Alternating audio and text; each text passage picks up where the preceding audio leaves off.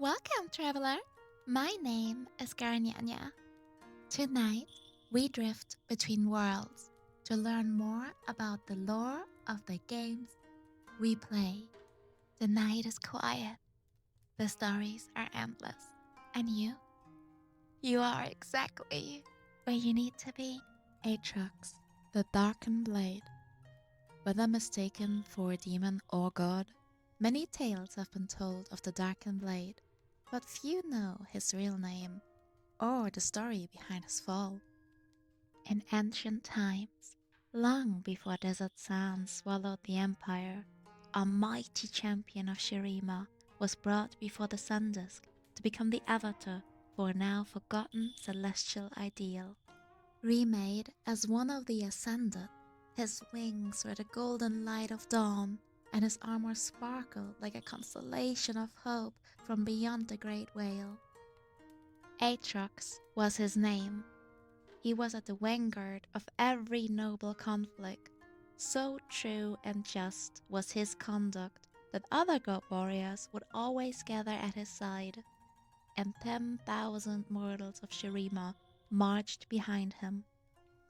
When Setaka, the Ascendant Warrior Queen, called for his help against the rebellion of Ikafia, Aatrox answered without hesitation. But no one predicted the extent of the horrors that the rebels would unleash. The void quickly overwhelmed its Ikefian masters and began the grinding annihilation of all life it encountered. After many years of desperate battle, Aatrox and his brethren finally halted the void's perverse advance and seared the largest rift shut. But the surviving Ascended, the self-described Sunborn, had been forever changed by what they had encountered. Though Shirima had triumphed, they all had lost something in their victory, even noble Aatrox.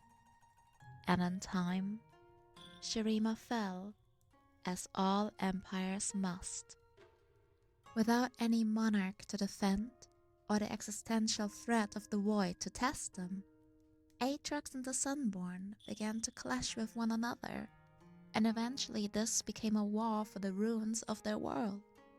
Mortals fleeing the conflict came to know them instead by a new and scornful name, the Darken, fearing that these fallen Ascended were as dangerous to Runeterra's survival as the Void incursions had been. The Targonians intervened. It is said that the aspect of Twilight gave mortals the knowledge to trap the Darken, and the newly reborn aspect of war united many in fighting back against them. Never fearing any foe, Aatrox and his armies were ready, and he realized only too late that they had been deceived. A force greater than 1,000 dead suns pulled him inside the sword he had carried into battle countless times, and forever bound his immortal essence to it. The weapon was a prison, sealing his consciousness in suffocating eternal darkness, robbing him even of the ability to die. For centuries he strained against this hellish confinement, until some nameless mortal was foolish enough to try and wield the blade once more. Aatrox seized upon this opportunity, forcing his will and an imitation of his original form onto his bearer, though the process quickly drained all life from the new body. In the years that followed, Aatrox groomed many more hosts, men and women of exceptional vitality or fortitude. Though his grasp of such magics had been limited in life, he learned to take control of a mortal in the span of a single breath, and in battle, he discovered he could feast on his victims to build himself ever larger and stronger. Aatrox traveled the land, searching desperately, endlessly for a way to return to his previous ascended form. But the riddle of the blade proved unsolvable, and in time, he realized he would never be free of it.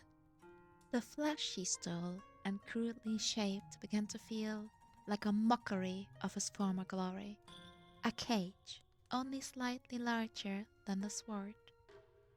Despair and loathing grew in his heart. The heavenly powers that Aatrox had once embodied had been wiped from the world and all memory. Raging against this injustice, he arrived at a solution that could only be born of a prisoner's desperation. If he could not destroy the blade or free himself, then he would embrace oblivion instead.